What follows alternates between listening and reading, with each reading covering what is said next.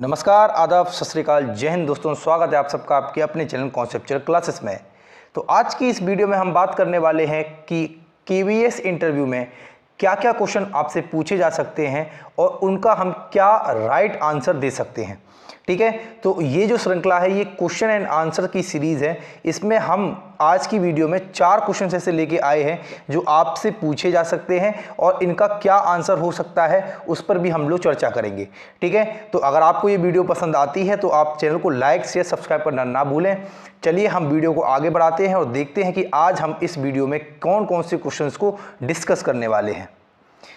चलिए देखिए, अगर हम बात करें कि आज की टॉपिक में हमारे पास क्या क्या क्वेश्चंस हैं जिनको हम डिस्कस करेंगे जो एक इंटरव्यूअर आपसे पूछ सकता है। पहला क्वेश्चन आपको दिख रहा होगा कि आपसे सिंपल, चूंकि आप एक टीचिंग जॉब के लिए जा रहे हो तो आपसे पहला ही क्वेश्चन वो ये पूछ सकता है कि आप बताइए कि टीचर का फुल फॉर्म क्या होता है, what is the full form of teacher. और ये मान के चलिए है तो क्वेश्चन बिल्कुल आसान, लेकिन इस क्वेश्चन का फुल फॉर्म बहुत से लोगों को पता ही नहीं होगा कि टीचर का फुल फॉर्म आखिर होता क्या है। ठीक है, ठीक उसी प्रकार से आपसे दूसरा क्वेश्चन जो बन सकता है वो बन सकता है कि जो कि मोस्ट कॉमन क्वेश्चन है और ये आपसे पूछा जाना है। एक बार टीचर का फुल फॉर्म पूछा जाए ना पूछा जाए ये डिपेंड नहीं करता है, लेकिन इसकी जो प्रोबेबिलिटी है वो सबसे ज़्यादा है कि आपसे ये पूछा जाए कि आप आखिर एज अ टीचर केवीएस ही क्यों ज्वाइन करना चाहते हैं। ठीक है, क्लियर है। इसके क्या आंसर है इसको हम लोग अभी डिस्कस करेंगे, लेकिन अभी हम पहले डिस्कस कर लेते हैं कि आज की वीडियो में हमने कौन कौन से क्वेश्चंस को रखा है। तीसरा क्वेश्चन जो आपसे पूछा जा सकता है कि how will you maintain discipline in your class. Important question है, पूछा ही जा सकता है कि भाई आपके क्लास में कई सारे इनडिसिप्लिन बच्चे हैं। ठीक है, जो आप जब पढ़ा रहे हो तो बीच में लंच कर रहे हैं, तो ऐसे इनडिसिप्लिन बच्चों को कैसे आप मेंटेन करोगे अपनी क्लास में डिसिप्लिन। ठीक है, तो इसकी आंसर की हम बात करेंगे। साथ ही साथ ये क्वेश्चन भी आपसे काफ़ी बार पूछा जाता है कि आप गिफ्टेड चिल्ड्रन को, ठीक है, गिफ्टेड चिल्ड्रन और स्लो लर्नर, आपको पता है कि ये आप जब पढ़ते हैं अपना साइकोलॉजी, वहाँ पे आपको मिलता है कि चाइल्ड विद डिफिशियंसी, ठीक है, गिफ्टेड लर्नर, स्लो लर्नर, इन सब के बारे में हम लोग वहाँ पे पढ़ते हैं। तो यहाँ पे आपसे ये क्वेश्चन बन सकता है कि आप गिफ्टेड चिल्ड्रन अगर कोई है आपकी क्लास में तो आप उनको कैसे हैंडल करेंगे। क्लियर है। तो आज के इस वीडियो में हम बात करेंगे इन 4 क्वेश्चंस की, इन 4 क्वेश्चंस के क्या क्या आंसर हो सकते हैं, कैसे आप इनका आंसर दे सकते हैं, सभी पर चर्चा होगी। तो वीडियो में आगे बढ़ने से पहले आप चैनल को लाइक से सब्सक्राइब करना ना भूलें। चलिए देखते हैं कि पहला क्वेश्चन, इसका आंसर हम क्या दे सकते हैं। चलिए, पहला क्वेश्चन जो हमारे सामने है वो है what is the full form of teacher, यानी टीचर का फुल फॉर्म क्या है। तो आप सभी जानते हैं टीचर का फुल फॉर्म क्या होगा। देखिए, T stands for talented. T stands for क्या है, टैलेंटेड है। ठीक है, T stand for talented. E stand for क्या, educated. A stand for adorable. ठीक है, C stands for charming. H stands for helpful. E stands for encouraging and R stands for क्या, responsible. ठीक है, तो एक टीचर को क्या होना चाहिए, टैलेंटेड होना चाहिए, एजुकेटेड होना चाहिए, एडोरेबल होना चाहिए, चार्मिंग होना चाहिए, हेल्पफुल होना चाहिए, एनकरेजिंग होना चाहिए और रिस्पॉन्सिबल होना चाहिए। तो इन सभी को मिलाकर क्या बन गया, एक टीचर बन गया। टीचर का फुल फॉर्म आपके सामने ये उपस्थित है, आप देख सकते हो अपनी स्क्रीन पर कि टीचर का फुल फॉर्म क्या होगा। तो अगर आपसे पूछा जाता है कि टीचर का फुल फॉर्म बताइए, तो मुझे नहीं लगता कि अब आपको टीचर के फुल फॉर्म में कोई समस्या है। आप आसानी से बता सकते हैं कि टी किसके लिए स्टैंड करता है और ई किसके लिए स्टैंड करता है। क्लियर है इतनी बात, इस क्वेश्चन में आपको कोई समस्या नहीं होगी। चलिए हम लोग चलते हैं आज के अपने दूसरे क्वेश्चन की तरफ कि क्या दूसरा क्वेश्चन आपसे इंटरव्यूअर पूछ सकता है। दूसरा क्वेश्चन आपसे जो पूछ सकता है वो पूछ सकता है कि आखिर आप एज अ टीचर केवीएस ही क्यों ज्वाइन करना चाहते हैं। ठीक है, तो पूछा जा सकता है आपसे और मोस्ट प्रोबेबिलिटी है कि ये ऐसा क्वेश्चन आपसे पूछा जाए। तो ऐसे क्वेश्चंस को आप कैसे हैंडल करेंगे, किस प्रकार से आप इसका आंसर देंगे, तो वो समझिए। देखिए, अगर आप यहाँ पे बात करते हैं, मैंने यहाँ पे एक सैंपल आंसर दिया है, सैंपल आंसर मैंने यहाँ पे लिखा है। आप इसमें से भी कुछ लाइंस आप इसकी हेल्प ले सकते हैं, कुछ लाइंस आप इसमें से लेकर अपना एक खुद का आंसर बना सकते हैं। ठीक है, तो अगर आप यही लेके चलेंगे तो देखो ये वीडियो कई सारे लोग देखेंगे, तो सभी लोग अगर यही आंसर एक एज इट इज़ लेके जाएंगे तो फिर सामने वालों को ये पता चल जाता है कि ये कहीं ना कहीं से कोई आंसर जो है वो टीप कर लाए हैं, अपनी तरफ से इन्होंने कोई मेहनत नहीं की है। इसलिए इसमें से सैंपल, ये सैंपल आंसर है, आप इसमें से चाहें तो कुछ लाइन्स जो आपको अच्छी लगती हैं वो आप यहाँ से उठा सकते हैं। चलिए देखिए कि हम इसका आंसर क्या दे सकते हैं। तो देखिए, KVS is a supreme institute, ये सब आपको पता है। चूँकि आप जिस संस्था के लिए जा रहे हैं आपको उस संस्था की तारीफ तो करनी ही पड़ेगी। तो हमने क्या बोला कि KVS क्या है, एक सुप्रीम इंस्टीट्यूट है। KVS एक सुप्रीम इंस्टीट्यूट है that is situated in all over India. ये आपको पता ही है कि ये क्या है, ये all over India, pan India आपका फैला हुआ है KVS, ठीक है। I love exploring. अब आपने अपने बारे में बताया कि आप ही क्यों ज्वाइन करना चाहते हो। पहले आपने KVS की थोड़ी तारीफ की कि KVS एक सुप्रीम इंस्टीट्यूट है जो कि ऑल ओवर इंडिया फैला हुआ है। अब आपने इसको कनेक्ट किया अपनी लाइफ से, क्या कि आई लव एक्सप्लोरिंग। मैं क्या करता हूं, मैं एक्सप्लोर करना पसंद करता हूं और KVS ने मुझे ये अपॉर्चुनिटी दी है, ठीक है। क्योंकि आपको पता है कि KVS में आपके ट्रांसफ़र होते रहते हैं, आपको जगह जगह जाना पड़ेगा, ठीक है। तो ये क्या है, आपको एक्सप्लोर करने का मौका मिल रहा है। तो चूँकि मुझे एक्सप्लोरिंग पसंद है और KVS की पॉलिसी है जिसकी जो मेरे एटीट्यूड के साथ, मेरी पर्सनालिटी के साथ क्या कर रही है, मैच कर रही है, तो मैंने इसको इस आंसर में लिख दिया कि I love exploring and KVS gives me this opportunity so I prefer this job, ठीक है। आगे आपने क्या बोला कि KV जो है एक supreme institute that comes under the, अब ये चाहो तो आप एक बार बोल चुके हो सुप्रीम इंस्टीट्यूट के बारे में, तो आप चाहो तो इसको यहाँ ना बोलो, सुप्रीम इंस्टीट्यूट ना बोलो, आप सीधा बोलो कि KV क्या है। KV आती है किसके अंडर में, KV comes under the education ministry of India, ठीक है। ये सीधा क्या होती है, एजुकेशन मिनिस्ट्री अपनी जो शिक्षा मंत्रालय है उसके अंतर्गत आती है। आपको ये भी पता है कि शिक्षा मंत्रालय का पहला नाम क्या था, मानव संसाधन एवं विकास मंत्रालय था, जिसका नाम बदल के अब क्या कर दिया गया है, शिक्षा मंत्रालय कर दिया गया है। तो जो KV है, जो हमारा केंद्रीय विद्यालय संगठन है, वो सीधा सीधा किसके अंडर में आता है, तो एजुकेशन मिनिस्ट्री ऑफ इंडिया के अंदर में आता है। और किससे एफिलिएटेड है, तो CBSE बोर्ड से एफिलिएटेड है। NCERT की बुक्स यहाँ पे चलती हैं, और कोई बुक्स नहीं चलती हैं, सिर्फ NCERT की बुक्स यहाँ पे चलती हैं। इसके बाद so it has all the facilities that is necessary for students learning. मतलब बच्चों के लर्निंग के लिए जितनी भी फैसिलिटी, जो भी फैसिलिटीज़ की आवश्यकता होती है, वो सभी फैसिलिटीज प्रोवाइड हो जाती हैं आसानी से। कहाँ पे, KV में। क्यों, क्योंकि यहाँ पे बजट की कोई मारामारी नहीं होती है। आप देखते हो राज्यों के इस कॉलेजेस और सेंटर के कॉलेजेस में काफ़ी अंतर होता है। वो क्यों अंतर होता है, क्योंकि बजट का अंतर होता है। क्योंकि KV की बात कर रहे हो तो सीधा जो आपका है वो एजुकेशन मिनिस्ट्री यानी एजुकेशन मंत्रालय के अंतर्गत आता है, इसलिए यहाँ पे बजट की कोई समस्या नहीं होती है। तो यहाँ पे जो भी फैसिलिटीज़ बच्चों को चाहिए, जो आवश्यक हैं, वो सभी फैसिलिटीज़ यहाँ पे बच्चों को प्रोवाइड की जाती हैं। साथ ही साथ आपने यहाँ पे देखा कि अब आपने ये भी कहा कि एज वेल एज बच्चों को तो फैसिलिटीज़ प्रोवाइड होती ही होती हैं, लेकिन एक जो सबसे बड़ी चीज़ है KV में, जो क्या है कि ZIET क्या है, आप सबको पता है कि जोन में आपकी क्या होती है, एजुकेशनल ट्रेनिंग दी जाती है। ये एजुकेशन ट्रेनिंग जो दी जाती है, तो zonal institute of education training, ये जो दी जाती है वो किनको दी जाती है, ये जो ट्रेनिंग सेंटर हैं, इन ट्रेनिंग सेंटर में टीचर्स को, जो KV के टीचर्स होते हैं, उनको ट्रेनिंग दी जाती है। तो जब इनको ट्रेनिंग दी जाती है तो उन ट्रेनिंग के माध्यम से नई कोई टेक्नोलॉजी आई है उसका इस्तेमाल करना सिखाते हैं, ठीक है। टीचिंग मेथोडोलॉजीज़ को अपडेट करना, ठीक है। तो इससे क्या होता है, टीचर अपनी मेथोडोलॉजीज़ में, अपने मेथड्स में अपडेटेड होता है, अपग्रेडेड होता है। क्योंकि हर बार क्या होता है, एक ही ढर्रे पर चलना, एक ही, अगर टीचर अपने आप को अपडेट नहीं करेगा, अपग्रेड नहीं करेगा, तो क्या होगा, उसकी टीचिंग स्टाइल पुरानी होती चली जाएगी, जिससे बस हो सकता है कि बच्चे अपनी क्लास में क्या करें, बोरिंग महसूस करें। तो कैसे क्लास इंटरेक्टिव हो, कैसे बच्चे आपस में मिलकर कोऑपरेटिव लर्निंग करें, ठीक है, और कैसे बच्चे एक्टिविटीज़ के माध्यम से सीखें, तो इन सभी चीज़ों पर फोकस करते हुए ZITs में टीचर्स को क्या दी जाती है, ट्रेनिंग दी जाती है। तो इस ट्रेनिंग से टीचर्स की भी क्या होती है, टीचर्स भी नई चीज़ें सीखते हैं, ठीक है। टीचर्स भी क्या करते हैं, नई चीज़ें सीखते हैं, नए टेक्नोलॉजी टूल्स का इस्तेमाल करना सीखते हैं। तो ये सब चीज़ आप यहाँ पे बोल सकते हो, ठीक है। तो ZITs क्या होती है, ZITs के थ्रू टीचर जो होते हैं वो लर्न करते हैं किसके बारे में, न्यू टेक्नोलॉजीज टूल्स के बारे में, साथ ही साथ मेथड्स के बारे में। बात समझ पा रहे हो, साथ ही साथ किसके बारे में, मेथड्स के बारे में। तो आपने यहाँ पे देखो, मैंने एक सैंपल आंसर यहाँ पे दिया है, आप चाहो तो इस सैंपल आंसर से कुछ चीज़ें यहाँ पे नोट डाउन कर सकते हो और उनको आप अपने आंसर में बोल सकते हो, ठीक है। अब एक चीज़ याद रखना, अगर आप ये ZITs वाली लाइन बोल रहे हो तो आपको दो चीज़ें होनी चाहिए। ZITs वाली लाइन जब आप बोल रहे हो तो इसमें आपको क्या होना चाहिए, एक तो आपको पता होना चाहिए कि ZIT का फुल फॉर्म क्या होता है, ठीक है। साथ ही साथ कितने ZITs हैं, केवी में कुल कितने जेडआईटीज हैं और कहाँ कहाँ पर हैं, ये आपको पता होना चाहिए। ये आपका होमवर्क है, ठीक है। आप कमेंट के माध्यम से जरूर हमें बताएं कि आपने इस होमवर्क को किया या नहीं किया। तो आप कमेंट में इसका आंसर देंगे कि कितने केवी में जेडआईटीज हैं और जेडआईटी का फुल फॉर्म होता क्या है, ठीक है, और कहाँ कहाँ पर ये जेडआईटी फैले हुए हैं। क्योंकि अगर आप इस लाइन का इस्तेमाल करेंगे तो आपसे वो जरूर है, पक्का है कि वो आपसे जेडआईटी के बारे में पूछेगा ही पूछेगा, ठीक है। तो ये काउंटर क्वेश्चन है, इसको आप तैयार कर लेना। चलिए अब हम चलते हैं आगे और देखते हैं कि अगला प्रश्न हमारे सामने क्या हो सकता है। अगला प्रश्न देखिए क्या होगा। अगला प्रश्न जो है वो आपका क्वेश्चन नंबर 3 है और क्वेश्चन नंबर आपसे कह रहा है 3 क्या, कि हाउ विल यू हैंडल, आप कैसे हैंडल करेंगे, किनको हैंडल करेंगे, गिफ्टेड चिल्ड्रन को। आपको पता है 2 टाइप के चिल्ड्रन होते हैं, एक होता है आपका स्लो लर्नर, एक होता है गिफ्टेड लर्नर।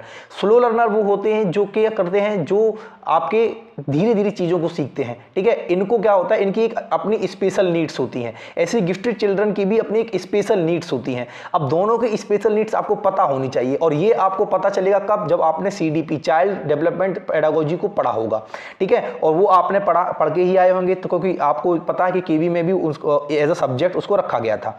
चलिए, तो गिफ्टेड चिल्ड्रन की जब बात करते हो तो गिफ्टेड चिल्ड्रन कौन होते हैं, जिनकी अपनी एक स्पेशल नीड्स होती हैं, कुछ नीड्स होती हैं, कुछ डिजायर्स होती हैं, ठीक है, जो अपनी लर्निंग के दौरान वो रखना चाहते हैं। अगर उनकी वो डिजायर्स और वो नीड्स अगर आप फुलफिल कर पाते हो तो ही उनको वो क्लास क्या लगेगी, इंटरेक्टिव लगेगी। अगर आप उन नीड्स को, उन स्पेशल डिजायर्स को जो कि गिफ्टेड लर्नर के अंदर होती हैं, अगर आप उनकी टीचिंग में वो फुलफिल नहीं हो पा रही है बच्चे की, तो वो उस बच्चे को क्या होगा, वो जल्द ही बोरिंग फील करने लगेगा। और जैसे ही उसको लर्निंग बोरिंग लगेगी, फिर वो आपकी क्लास में क्या करेगा, डिसिप्लिन भी नहीं रहेगा और डिस्टरबेंस पैदा कर देगा और सीखेगा भी नहीं कोई चीज। तो आप कैसे गिफ्टेड चिल्ड्रन को और स्लो लर्नर्स को एक साथ रखकर कैसे उनको आप मर्ज कर पाते हो और दोनों के ही स्पेशल नीड्स को फुलफिल कर पाते हो, यही एक अच्छे टीचर की निशानी है, ठीक है। तो गिफ्टेड चिल्ड्रन की स्पेशल नीड्स क्या क्या होती हैं वो समझ लीजिए। पहली नीड्स तो ये होती है कि चूंकि गिफ्टेड लर्नर जो होता है वो क्या होता है, वो बहुत जल्दी से, वो तेजी से चीजों को सीखता है। तो अगर आप एक बहुत स्लो पेस से चल रहे हैं अपनी क्लास में, तो जब आप स्लो पेस से चलेंगे तो उस बच्चे को बहुत जल्दी क्या लगेगी, क्लास बोरिंग लगने लगेगी, ठीक है। तो पहली चीज तो ये होती है कि आप एक पेस जो होता है वो मेंटेन करेंगे। देखो मैंने यहाँ पे लिखा भी है क्या, कि आई विल मेंटेन करेंगे क्या, एक पेस को, ठीक है। किसके पेस को, टीचिंग के पेस को। इस तरीके से हम मेंटेन करेंगे, क्योंकि हमारी क्लास में अकेले गिफ्टेड चिल्ड्रन तो है नहीं, हमारी क्लास में तो स्लो लर्नर भी हैं। तो हम इस तरीके से करेंगे कि स्लो लर्नर भी हो जाए और ये एंड लिखा हुआ है, स्लो एंड गिफ्टेड चिल्ड्रन, और गिफ्टेड चिल्ड्रन भी सेटिस्फाई हो जाएं, यानी दोनों को ही हमारी क्लास में कोई डिफिकल्टीज ना फेस करनी पड़े। इसलिए ऐसे पेस को हम क्या करेंगे, अपने मेंटेन करके चलेंगे। पहली चीज, इससे बहुत प्रभावित होगा आपका इंटरव्यूअर जब आप ये चीज बोलेंगे। साथ ही साथ उसकी एक स्पेशल नीड्स ये भी होती है कि चूंकि गिफ्टेड लर्नर जो होता है वो चीज़ों को बहुत जल्दी सीखता है और वो चाहता है कि उसको थोड़े कॉम्प्लेक्स टास्क मिले, यानी कुछ डिफिकल्ट टास्क मिले। क्योंकि अगर वो, तभी देखते हो कि कभी कभी क्या होता है कि टीचर जो होता है, कि जो गिफ्टेड चिल्ड्रन होता है उसको छः मतलब एक ही साल में 2 क्लासेस करवा देता है। क्यों करवा देता है, क्योंकि जो लर्नर जो होता है वो बहुत तेजी से चीज़ों को सीखता है और जब एक बार वो चीज़ सीख लेता है तो उसके लिए फिर उसे कॉम्प्लेक्स टास्क चाहिए होते हैं, यानी उसे अपनी नेक्स्ट क्लास के टास्क दे दिए जाते हैं, जिससे कि बच्चा क्या करे, अपनी जो मेंटल एबिलिटी है उसका प्रयोग करते हुए सेटिस्फाई हो सके, वो स्टिमुलेट हो सके, अपने माइंड को स्टिमुलेट कर सके, ठीक है। तो ये आपको वहाँ पर बताना है, क्या बताना है, कि they want that teacher give some difficult task, ठीक है। उनको क्या दें, उनको कुछ डिफिकल्ट टास्क दें जिससे कि उनका माइंड जो हो सके वो स्टिमुलेट हो सके मतलब सेटिस्फाई हो सके, क्योंकि वो एक कॉम्प्लेक्स टास्क पे ज़्यादा फोकस करते हैं। क्योंकि सोलो टास्क जो होते हैं, जो सिंपल टास्क होते हैं, उनमें वो बोरियत फील करने लगते हैं। साथ ही साथ आपको ये भी देखना है कि जो टास्क आप दे रहे हो वो रिपीटेड ना हो। मतलब अगर आपने किसी बच्चों को बार बार एक ही टास्क देते जा रहे हो तो बच्चा फिर रिपीटेड टास्क में उसका इंटरेस्ट खो जाएगा और फिर उसे क्लास बोरिंग लगने लगेगी। तो आपको ये 3-4 चीजें जो है, जो पेडागोजी से रिलेटेड हैं, आप उनको मर्ज करते हुए अपना आंसर प्रिपेयर कर लेंगे, ठीक है। तो अगर आपसे पूछा जाता है कि आप स्लो लर्नर को कैसे हैंडल करेंगे, तो उनकी भी अपनी स्पेशल नीड्स होती हैं कि क्लास में जो है वो कैसे स्लो पेस में पढ़ाया जाए, ठीक है। साथ ही साथ उनकी स्पेशल नीड्स होती हैं कि उनको डिफिकल्ट टास्क ना दिए जाएं, बिल्कुल सिंपल टास्क दिए जाएं, ठीक है। तो बिल्कुल बेसिक से उनको चीज़ें कराई जाएँ और एक एक चीज़ को कई कई बार उनको मल्टीपल टाइम्स रिवाइज कराया जाए, जिससे कि वो चीज़ें उनके माइंड में बैठें। ये तो हो गया आपका स्लो लर्नर का। गिफ्टेड लर्नर का मैंने आपको यहाँ पे बता दिया, ठीक है, कि आप कैसे उनको मेंटेन करेंगे, कैसे उनको हैंडल करेंगे। क्लियर है बात? तो हमने यहाँ पे क्वेश्चन नंबर 3 को क्लियर कर लिया है। आई होप आपको ये चीज़ें समझ में आ चुकी होंगी। आइए आज अब हम बढ़ते हैं आगे अपने आज की वीडियो के आखिरी क्वेश्चन की तरफ कि क्वेश्चन नंबर 4 क्या कहता है हमसे। देखिए क्वेश्चन नंबर 4 कहता है कि how will you maintain discipline in your class. आप अपनी क्लास में कैसे डिसिप्लिन को मेंटेन करेंगे। बहुत इंपॉर्टेंट क्वेश्चन है और ये आपसे पूछा ही जाना है। आप समझ रहे हैं इस प्रश्न की इंपॉर्टेंस को, महत्वता को समझ रहे हैं कि क्यों ये इंपॉर्टेंट है। पूछ रहे हैं भाई आपकी क्लास में इनडिसिप्लिन है, ठीक है, बच्चे शोर मचा रहे हैं, तो अब बच्चे शोर मचा रहे हैं तो आप कैसे उस क्लास को डिसिप्लिन में लाओगे। तो सबसे पहला तरीका तो ये होता है कि जब भी एक क्लास का टीचर पहली बार क्लास लेने जब जाता है तो वो बच्चों के साथ मिलकर कुछ डिसिप्लिन के रूल बनाता है, उन रूल को सेट करता है और फिर उनको क्या कर देता है, चिपका देता है। कहाँ पर चिपका देता है? उसको दीवार पर, बोर्ड के आसपास उसको एज अ परफॉर्मर चिपका दिया जाता है, जिससे कि वो बच्चे जो हैं, चूंकि आपने बच्चों के साथ मिलकर उन रूल्स को निर्धारित किया है, बनाया है, तो जब वो चिपके होंगे तो बच्चे उनको अपने माइंड में रखेंगे कि नहीं, हमें क्लास में ये चीज़ें नहीं करनी है, ये चीज़ें नहीं करनी है। तो वो उस तरीके से डिसिप्लिन आप मेंटेन कर सकते हो। साथ ही साथ डिसिप्लिन, देखो बच्चा इनडिसिप्लिन कब होता है? बच्चा इनडिसिप्लिन तब होगा जब आपके पढ़ाने का मेथड उनको अच्छा नहीं लगेगा, मतलब उनकी वो अपनी क्लास में क्या करने लगे, बोरिंग फील करने लगे, ठीक है। जब उनको बोरिंग फील करेंगे, जब वो उनको क्लास इंटरेक्टिव नहीं लगेगी, तो ऐसी स्थिति में, ऐसी कंडीशन में वो क्या करेंगे, वो इनडिसिप्लिन हो जाएंगे। जैसे मान के चलो अगर वो आप जो कुछ भी पढ़ा रहे हैं, कुछ भी टॉपिक पढ़ा रहे हैं और उनको वो इंटरेस्टिंग नहीं लग रहा है, उनमें उनको बोरियत फील हो रही है, तो मान के चलो कि वो क्या करने लगे, वो लंच ही करने लगे अपना। तो जब वो लंच निकाल के करने लगे तो ऐसा क्या होगा, वो इनडिसिप्लिन है। इनडिसिप्लिन है बच्चा, डिसिप्लिन में नहीं है, तो आप कैसे मेंटेन करोगे, तो उस चीज को समझिए। तो मैंने कहा कि I will maintain discipline by making some rules. तो ये चीज मैंने बोली थी आपको कि हम कुछ मिलकर रूल्स बनाएंगे क्लास की बिगिनिंग में और उनको हम क्या कर देंगे, चिपका देंगे दीवार पर, क्लास की दीवार पर चिपकवा देंगे, ठीक है। साथ ही साथ कि since they have excessive energy. Excessive energy का मतलब होता है कि उनके अंदर जो कुछ बच्चे हैं, छोटे छोटे बच्चे हैं, तो उनके अंदर बहुत ज़्यादा एनर्जी होती है, एनर्जेटिक फील करते हैं वो।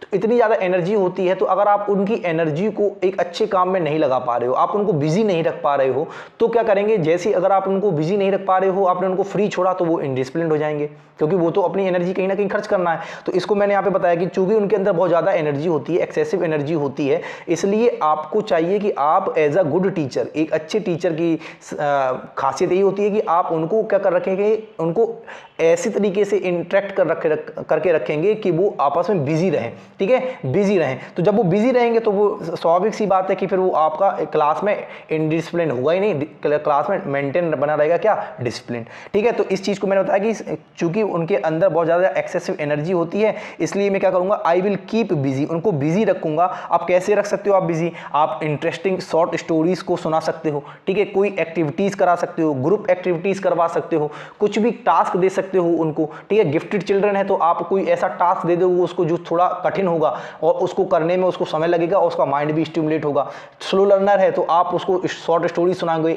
अटेंशन डेफिशिएट पर्सन, ADHD है, आपने पढ़ा होगा अपनी CDP में, अटेंशन डेफिशिएट पर्सन अगर है जो बहुत कम समय के लिए क्लास में अटेंटिव हो पाता है, अपना अटेंशन दे पाता है, ऐसे बच्चों को आप शॉर्ट इंटरेस्टिंग स्टोरीज को सुना के उसको क्या करेंगे, अपनी क्लास में अट्रैक्ट रखेंगे, ठीक है, उसके अटेंशन स्पैन को बढ़ाएंगे। तो ये सारी चीजें होती हैं जो आप अपने आंसर में इनको मेंशन कर सकते हो। अगर आप अपनी साइकोलॉजी पर्सपेक्टिव को रखेंगे ना अपने आंसर में, तो ऐसी कंडीशन में जो सामने वाला टीचर होगा, जो सामने वाला इंटरव्यूअर होगा, वो आपसे काफी प्रभावित होगा, ठीक है। तो जब वो काफी प्रभावित होगा तो स्वाभाविक सी बात है कि आपको नंबर भी ज्यादा मिलेंगे। तो आप औरों से कैसे अलग हैं ये आपको वहां पे शो करना पड़ेगा। आप अपने क्या पढ़ के आए हैं उनको चीजों को मर्ज करके कैसे आप एक आंसर बना रहे हो, ये आपके ऊपर है, ठीक है। मैंने आपको सैंपल दिया और काफी अच्छी तरीके से मैंने समझाया भी है कि कैसे आप इन क्वेश्चंस में जो आपने साइकोलॉजी पढ़ा है उनको कैसे आप इसमें मर्ज करके बना सकते हो। मैंने आपको यहाँ पे देखो, मैंने आपको यहाँ पे 4 क्वेश्चन डिस्कस कराए हैं और इन चारों क्वेश्चन में मैंने आपको पहला क्वेश्चन तो टीचर का फुल फॉर्म क्या होता है ये बताया है, ठीक है, बहुत से लोगों को पता नहीं होता है, आपसे पूछा जा सकता है, आप ये इसको याद करके रखेंगे। दूसरा क्वेश्चन मैंने बताया कि आपको ज्वाइन क्यों करना चाहिए KVS, तो उसमें आप KV कल्चर के बारे में बता सकते हो, ठीक है, आप उसमें बता सकते हो कि मुझे वो एक्सप्लोर करना पसंद है और KV का कल्चर ऐसा है कि जिसमें एक्सप्लोरिंग मिलती है, इसलिए मेरी पहली प्रायोरिटी है KV को ज्वाइन करना। साथ ही साथ KV में एक हैंडसम सैलरी मिलती है, आप ये भी कह सकते हो, जो कि एक मोटिवेशन का पार्ट है। तीसरा, आप ये भी कह सकते हो कि चूंकि बच्चे जो होते हैं कल्चरल डाइवर्सिटी होती है, केवी में कोई एंट्रेंस टेस्ट तो होता नहीं है, तो बच्चे जो होते हैं अलग अलग कल्चर के आते हैं, तो अलग अलग कल्चर्स के बच्चों से टीचर को भी बहुत सारी चीज़ें सीखने को मिलती हैं अलग अलग कल्चर्स की, ठीक है, कि उनका फूड क्या है, उनका पहनावा क्या है, ठीक है, उनके क्या क्या फेस्टिवल्स होते हैं, वो सारी चीज़ें आप यहाँ पे मेंशन कर सकते हो, ठीक है। थर्ड क्वेश्चन में मैंने बताया कि आप कैसे गिफ्टेड चिल्ड्रन को हैंडल करेंगे, आपसे हो सकता है वो स्लो लर्नर का भी पूछ ले, तो आपको पता होना चाहिए कि गिफ्टेड लर्नर की स्पेशल नीड्स होती हैं, ठीक ऐसे ही स्लो लर्नर्स की भी अपनी एक स्पेशल नीड्स होती हैं। उन स्पेशल नीड्स को कैसे आप अपनी क्लास में फुलफिल कर पा रहे हैं, यही एक अच्छे टीचर की निशानी है, ऐसे ही आप गिफ्टेड चिल्ड्रन को हैंडल कर पाएंगे। आखिरी क्वेश्चन जो था वो हमने ये बताया कि कैसे आप डिसिप्लिन को मेंटेन करेंगे अपनी क्लास में, तो इसके अभी मैंने आपको बता दिया है, ठीक है। तो आई होप आपको इन 4 क्वेश्चंस में क्या करना है, कैसे आंसर बनाने हैं, सारे सैंपल आंसर भी मैंने दिए हैं, तो आपको बहुत मदद मिलेगी अपने आंसर्स को तैयार करने में, ठीक है। तो ऐसे ही इंटरव्यू की वीडियो मैं आपके लिए छोटी छोटी वीडियोस बनाता रहूँगा, और ऐसे ही धीरे धीरे कई सारे क्वेश्चंस हम लोग सॉल्व करते चले जाएंगे और उनके सैंपल आंसर हम लोग डिस्कस करते चले जाएंगे, जो कि आपको काफ़ी मदद करेंगे आपके इंटरव्यू में, ठीक है। तो आज की वीडियो को हम यहीं पर रखते हैं, मिलते हैं अगली वीडियो में, तब तक के लिए जय हिंद दोस्तों, और चैनल को लाइक शेयर सब्सक्राइब करना ना भूलिएगा, ठीक है। जो जितने भी दोस्त हैं आपके केवी इंटरव्यू की तैयारी कर रहे हैं, आप उनको शेयर जरूर करें, ठीक है। तो यही टीचर का एक हौसला होता है कि अगर वीडियो अच्छी बनती है तो आप कम से कम उसको शेयर करके आप ये जाहिर करें कि आप को कितनी वीडियो पसंद आ रही है, ठीक है। चलिए मिलते हैं अगली वीडियो में, तब तक के लिए जय हिंद दोस्तों।